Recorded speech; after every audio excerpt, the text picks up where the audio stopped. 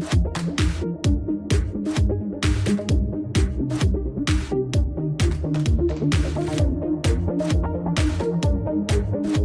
to the Celebrate Wearable Art podcast. I'm your host, Maureen Elward, and I'm sitting here with Martha Sutyak, the curator of Celebrate Wearable Art, and Jackie Ganim-DeFalco, the co-founder and chair of the event.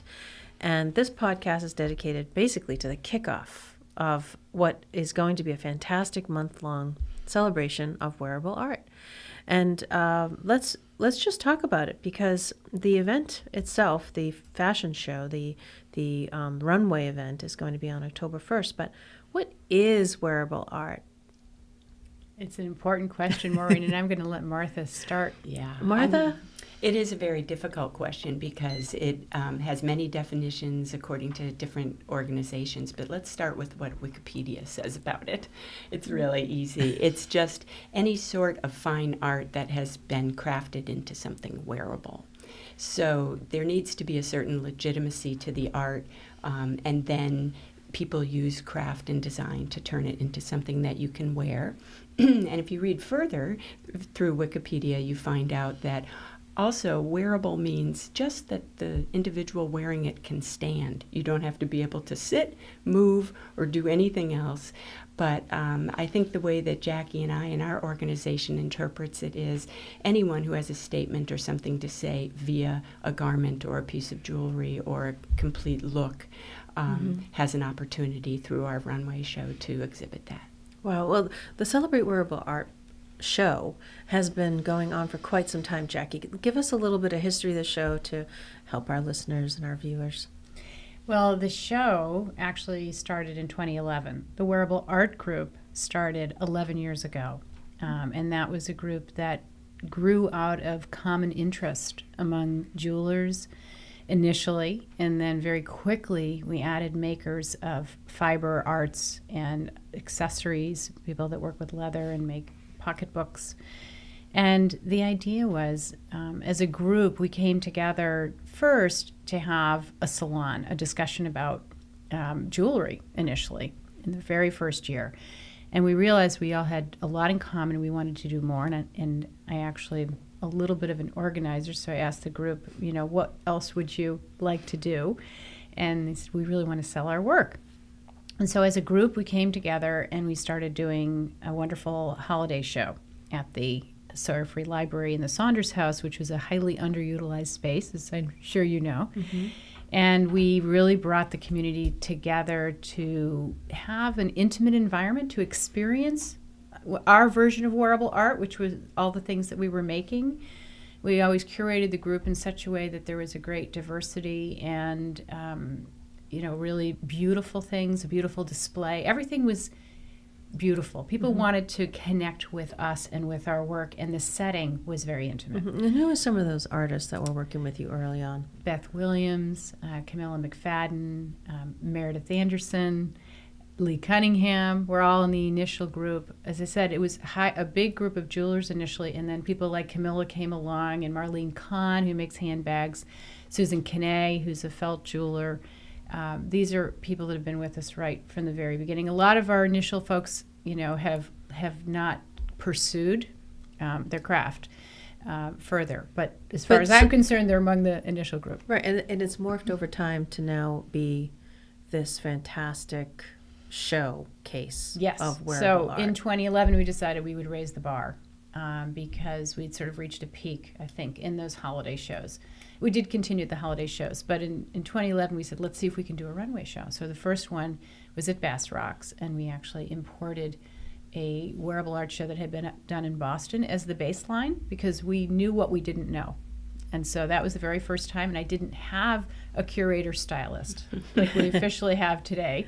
And that was one of the biggest learnings from that first event. It has gone through so much growth since those early years. I mean, certainly the addition of Martha has raised it up a level of professionalism, really, in a way that you didn't have before. It was just really some coordination that was needed just to create some flow, and it was that simple. The artwork is the design has been fantastic. So most people don't know that there's a Celebrate Wearable Art runway event up here. The general public might not understand it to a certain degree, and certainly if you're fashionable, you think that you're artistic in a way. But this is a whole different idea of fashion as art, and it's at that higher level of artists' work. In fact, the Peabody Essex Museum just had a show on that you know well. I wanted to get to that in a minute,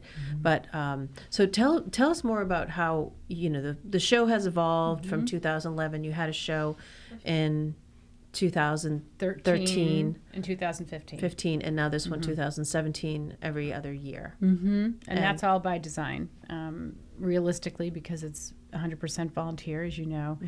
It takes a long time to put this together, but also I think it gives the artists who know they want to do this sort of work a long time to incubate their ideas, and they really appreciate that. And I think the biggest value of doing this show is literally to give every artist from every genre a clean palette to work with. They can actually, literally, as we were saying earlier, it's as simple as the human body. If they can find a way to do something interesting on the human body that can be worn, they can expand outside their normal boundaries.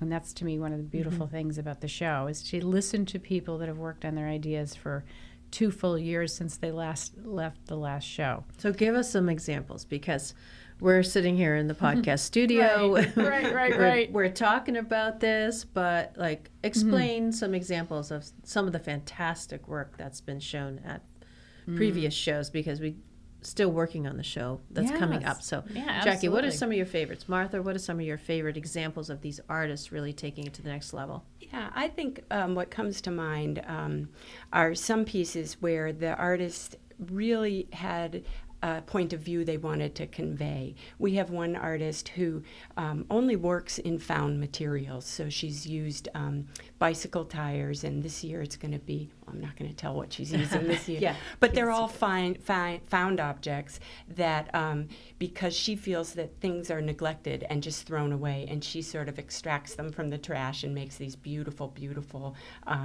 outfits out of them. And so we find that kind of thing really intimate and really, really fun. So, and this person doesn't, this person is an interior designer who is completely out of her element, and she's also a painter, completely out of her element, but she figures out ways to express herself. And in that process, she's learning all kinds of new things. I mean, who knew that you could sew rubber tire linings together to make skirts and tops? So I found that very interesting. Right, and as an artist, it must be fascinating to be able to do that growth in a different area. That's right. Jackie, some of your favorite pieces to describe what these artists are actually doing? Well, I think I have to use a couple of different types of examples, because I think from the core group, people like Beth Williams and Camilla McFadden, I mean, we're all working very hard in this initial group of makers to, make a living as an artist. I have to speak specifically for Beth and Camilla. And so, but of course, you're under a lot of pressure, to produce on a day-to-day basis when you're doing that. So to give, so the kinds of pieces that have come out of that group, Beth Williams, the very first year in 2011, created a monumental necklace that lit up out of, hundreds and hundreds of glass pieces that she had designed, that really, threw her into another level of artistry in terms of the way that and she also partnered with somebody on it. So I love that. I love that Camilla continues to come up with a theme where she'll get 4 different models to work together, and she incorporates jewelry from our group into her looks, and always raises the bar in terms of the textures she's working with and the designs and where she's picking up inspiration from nature. I mean, she's sort of the essence of the group in a lot of ways, the way that she prepares and thinks things through.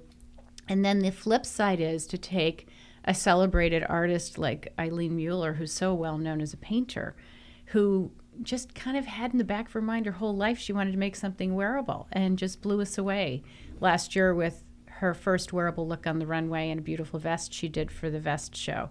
So just to see these things come to life is so exciting.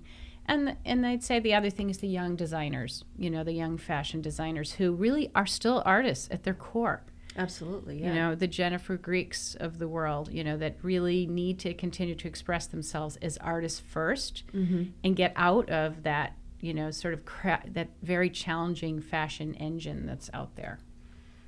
Right, because, Jen Greek is a fashion designer, and she does a lot of work in New York City, right? But she's a local gal to Gloucester, and Beth Williams and Camilla McFadden are both also local artists in Gloucester. And so, when you think about this merge, right, they're artists making wearable art, and Jen is a fashion designer, but is heading over in that end to the wearable art space. But there are also artists from outside Cape Ann that are now involved in the show as it has grown, both in popularity and significance in the world of wearable art. Tell us about some other past items that have been shown. I'm thinking about a particular artist. Are you thinking of Barbara Poole or Jane Wilson Marquis or any of those? I mean, they're all people from out of our area. Yeah. And also the RISD students that came up last year. That's another whole discussion, really, is the students who participated. But I've had a long relationship with this couture designer in New York, and the truth is that the level, again, of artistry that she puts into her garments for wedding gowns and evening wear and jackets is there's really no true home for it. And that's what's so interesting about wearable art, is it's really boundaryless because it's such a niche. And so we are able to tap, if we know who these folks are, we tap into them and we give them this runway, so to speak, to be on. They're very excited about it. Right, it gives them a chance to show their pieces. Some of them, it's a real emotional journey. I mean, they have a real purpose, be it political, social, or just spiritual. And it's fascinating to us to hear about that process. And there aren't that many places where someone can exhibit something that is absolutely fantastical with no purpose other than to express themselves. Right. Well, you just mentioned exhibit. This really is a moving exhibit. This is a walking exhibit. Very much so. Because it's you're blown away as you see the pieces come down the runway. Yeah, right. And it's one more fascinating piece after another, and you're like, wow, this is an art show. A walking art show. It is. And, Maureen, the role that you know so well, which is really the description about the pieces, is so essential to what we do. I mean, every fashion event that I've ever been to, I barely see the piece and it's gone and I know nothing about it. And, I've tried to, as we sort of built this over time, I've tried to take the best of what I've learned from watching other things happen and the worst, and take the worst out and put the best in. And I think one of the things I never liked about going to a fashion event was I didn't know how the piece was made. I didn't know what the inspiration was. I didn't know anything about the artist. So we've really tried to push back on that. That's right. And create this from the art side first, and the wow fashion side second. And I think the audience was hungry for that. To not all the lights and the glitz and the glamour. We still get that effect, but we get it for the artistry. Well, yes, because you bring up a good point, because people think of fashion runways either as Fashion Week in New York or Fashion Week in Milan or London, and we see the photographs of a collection coming out. Most of those Fashion Week events are collections, and we have this visualization of the models walking down.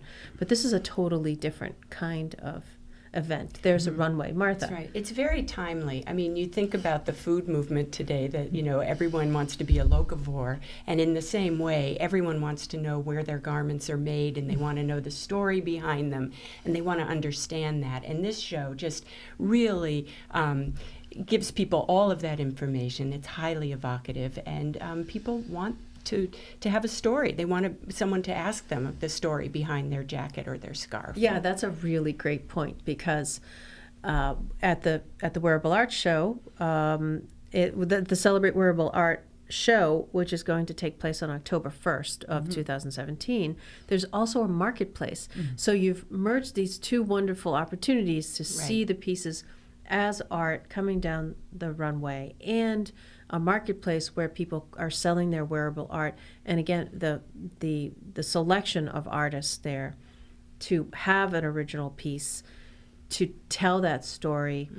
And also, how does it feel to own a piece of wearable art? I'm going to put that question to both of you because you're both artists. Go Well, ahead. I'd say, from my perspective, it feels the same way it does to have, look at your favorite painting on the wall of your house. I mean, you're proud of it. You feel a connection to the artist. You feel different.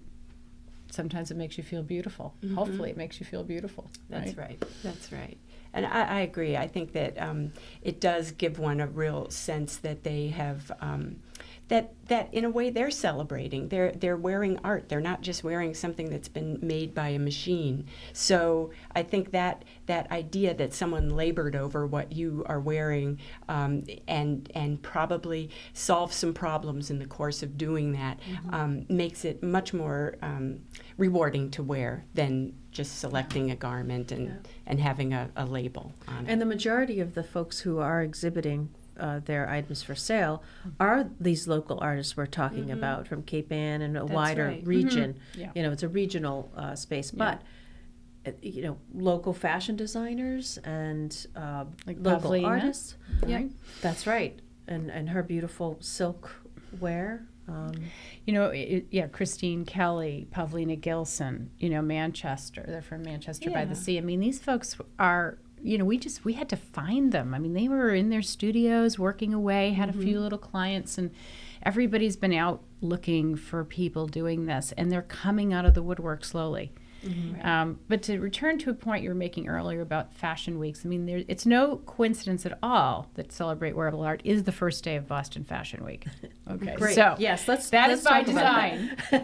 And the other thing that's by design is mixing, the makers, the marketplace with the runway, because in today's bigger world of retail and just anything related to consumers, it's all about the experience. And that is what you have to do to sell at the level we're trying to sell our work. Artists can't survive on, people spending $50. You really have to raise the bar and give them the full experience, sort of the general audience, so that they really know what they're owning, And so that's been that was our big challenge. That's what we faced in 2011. How do we raise the bar?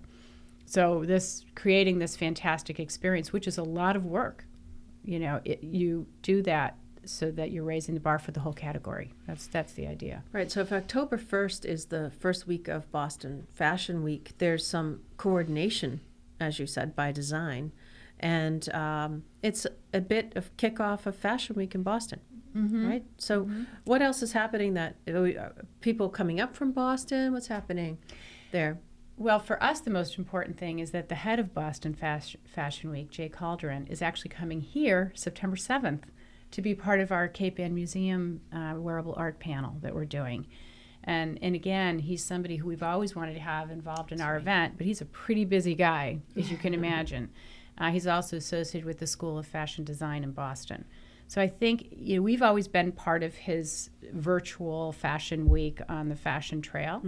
But having him actually be one of the leaders of the discussion alongside of Paula Richter from the PB Essex Museum here at the Cape Ann Museum will further solidify that relationship. Right. So there's a panel discussion on September 7th at the Cape Ann Museum. And it's, Jackie, give us a little bit more specifics about who else is going to be part of that panel and the exact name of the event. Okay, so the name of the event is part of our mission, which is really, it's this to educate people about wearable art, what we're doing right now. And so it's called Exploring Expressions on the Human Form. Because we feel that that's as crisp as we can get to this big, long Wikipedia definition. Right. And the idea there is to talk again about the full range of what we consider to be wearable art and what the experts of fashion and wearable art consider that to be, and also the makers. And so it's a combination of the panel of Jay Calderon, as I just mentioned, who has the fashion background to bring to the table, and he's an educator, which is fabulous. Paula Richter, who is a very renowned curator at the Peabody Essex Museum and who is instrumental in bringing the WOW show from New Zealand, which really is the creme de la creme right now of wearable art I would say, exhibits and performance art. Then we have we have a lead fashion design instructor from Mass Art, where there's an incredible amount of beautiful art coming out of Mass Art, as you know, in wearable art and fashion.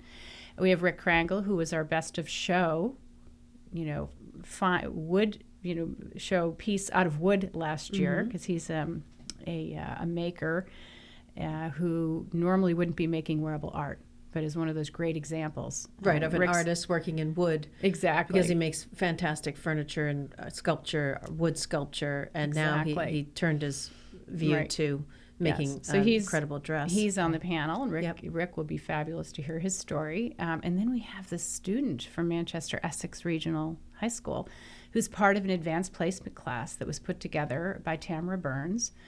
And the entire class is dedicated to this runway show, making pieces. So I think we have 7. Is that right? That's fantastic. It's very exciting because I think, we're planting the seeds, and it's so incredible to see what these young people can do, because basically no one said no to them. Yeah. A lot of the professionals in the field have those inner voices saying no, and these kids don't. So it'll be very exciting to see their work. And I think it's one of the reasons why my theme this year for talking to the press about wearable art is that it's boundaryless.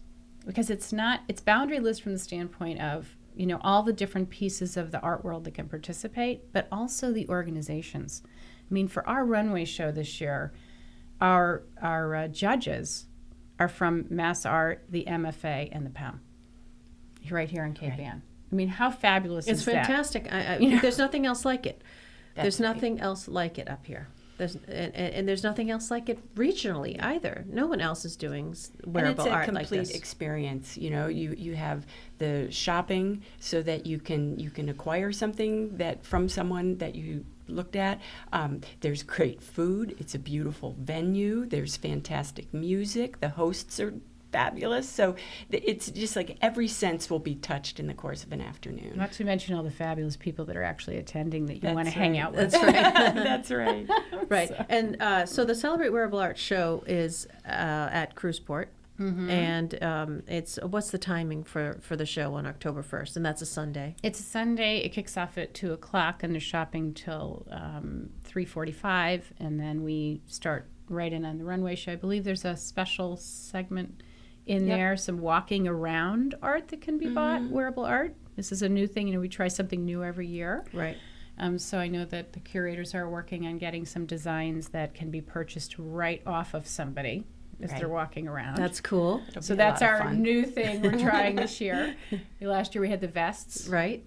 So something different. And I want to be sure to mention that this is actually a benefit for seARTS. A benefit for seARTS, right. So we can't forget this. Yes. So seARTS, Jackie, explain seARTS just for a moment. Well, seARTS is really the key collaboration arts organization in Cape Ann. It's a virtual group. It's a very, kind of a small group of people that run seARTS as a volunteer board, but I would say the impact has been huge because it's been all about connecting the dots between the arts community and filling in the blanks in helping be really the incubator to launch, new art events like Wearable Art, like the Plein Air Festival, a Partner with an Artist program, the Bass Rocks Loan program. Those are all pieces of, things that have been launched through seARTS. And so I think that it's an organization that might be a little complex to understand sometimes because it really is about what we all are sitting here think needs to be the next great thing on Cape Ann. And so this is the chance to launch it. So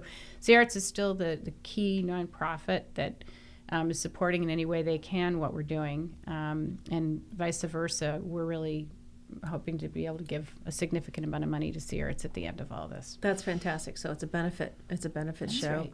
with so many other benefits. I mean, it's a fascinating thing, wearable art, because it is this unique world a little bit. But it's people are always trying to find that piece of clothing that's just a little bit different, or that piece that's unique, and it makes them unique in the world. I just think that's a purposeful piece of what we try to do as individuals looking for things to wear. Well, here's a little anecdote for this year. I don't know how we are on time, but we're good. We have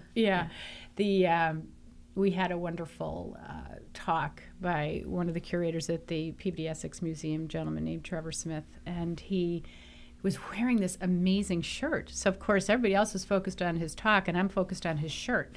So I just said to him afterward, okay, I need to know about the shirt. And he said, well, my wife made it. And I said, so where's your wife? Where's her work? Where can I find it? He said, oh, no. She's very private, and, you'll never see her work. And, she focuses on men's clothes, but only on a custom base. I said, no, that's unacceptable. And he said, well, good luck. And I had the most wonderful conversation with her about her work. And the truth is, the reason she never went out to market it is because a lot of the shows she had seen were not shows where things really could be worn, where you could actually walk out the door wearing a piece of wearable art. Some of the wearable art shows events that she had been invited to or had seen. She's from Australia originally. So I was so pleased that she agreed to be part of our show, both on the runway and as a maker in the marketplace to sell her men's clothes for the first time. Wow, so that's kind of exciting for us. Yeah, very exciting. So I think these people are out there, but really hard to find sometimes. And the show is a little bit of a mix of that. I mean, there are pieces that you wouldn't necessarily wear. Right. And that's important to know. But they're works of art that can be worn and are made to be worn. That's right. As a visual, tantalizing event, to feast for the eyes, and these sculptures that are actually able to be worn instead of looking at them in a museum. You could see them walking around. And then there's this other side of wearable art where you have these wonderful custom-made pieces that are also just dramatic and beautiful if you went to a special event or sort of an everyday piece that you could wear to the office. So they really go run the gamut there in terms of accessibility, but also are visually pleasing from the artist's point of view of looking at sculpture. Yeah, the hardest thing to show on the runway actually is jewelry. Yes. That is the hardest I was going to ask thing. that because you do work with a lot of jewelers, and the jewelers have their work worn with other pieces. Sometimes, So as the curator, Martha, how do you work with the jewelers and to highlight the jewelry? Why is that? Well, it is difficult because some of the pieces are so small, and we often hope that the individuals that make the smaller pieces are also in the marketplace so that people have an opportunity to walk up and see the things in person. And otherwise, we choose to feature people who work in very large, visible ways, just because, one of our big concerns is making sure the show is very exciting and evocative. And if people can't see what's up there, it's not necessarily very thrilling. So we work a combination of both, and it's worked out quite well, I think. So that's the jewelry piece. What about other types of pieces that are being shown? Hats? Other accessories like hats, scarves, boots. This year we have some boots coming. Pocketbooks. Yeah, pocketbooks. So accessories are important also. And I think that, again, when you talk about translating what's on the runway to something you might purchase, that's when those accessories are very important, because that is something you can take home with you, where you can't take home Rick's wooden dress, but you could take home a hat or scarf by one of the other artists.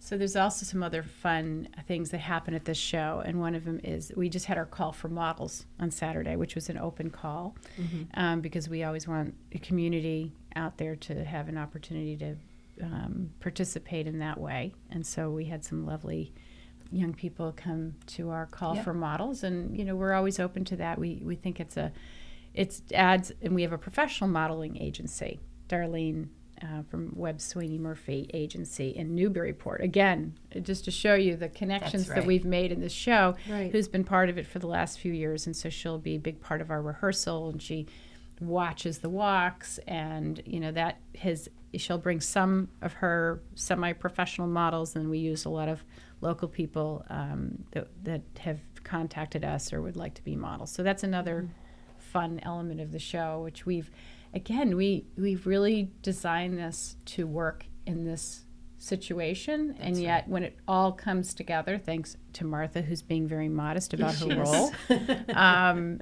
it actually does look professional. Well, we like the counterpoint, you know. I mean, it's wonderful to see somebody that you know from town who you think is a marvelous personality strutting down the runway Yeah. with professional models in front and behind.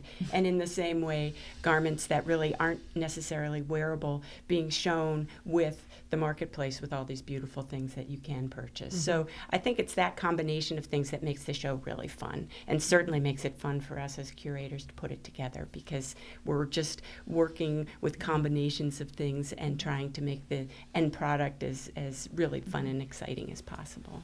And one thing I should mention, since we're sitting here in the KPN TV studios, is that last year we were fortunate enough to have the KPN TV team film the entire show. So that is still available on your YouTube station here, and also on the wearableart.org website. Right, so people can just check it out, what the Right. last Yeah, show 2015 was like show. that. Yeah, the 2015 So show. from beginning to end, they did a beautiful job with that. Yeah. So it's really fun to watch. Great, great. Well, Martha Sutyak, curator of the Celebrate Wearable Art show, thank you. Thank you. And Jackie Ganim-DeFalco, all your work is amazing, and thank you for just bringing the spirit of this amazing show to the Cape Ann area. I mean, again, Cape Ann leading the way, right? That's right. And we really are. I have to say the great thing for me was the endorsement from the PEM this year, Yes. because we were invited to be part of the opening of the World of Wearable Art exhibit.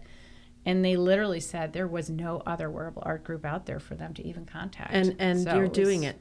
You know, So- your group is doing it, and you're doing it right here in Gloucester and on Cape Ann, and engaging the rich artistic community that's here. It's just a fun event. It's October 1st at Cruiseport. It can be September for- 7th at the Cape Ann Museum, right, which right. is a very affordable event for everybody. Just, $10 for museum and seARTS members, and $15 for the general public. And And people can find more information on which website? wearableart.org. wearableart.org. Well, Jackie and Martha, thank you for joining me today with this Celebrate Wearable Art podcast as a kickoff to your wonderful event. And listeners, please give us some feedback about what you've listened to today. We'd love to hear from you. Until next time, take care.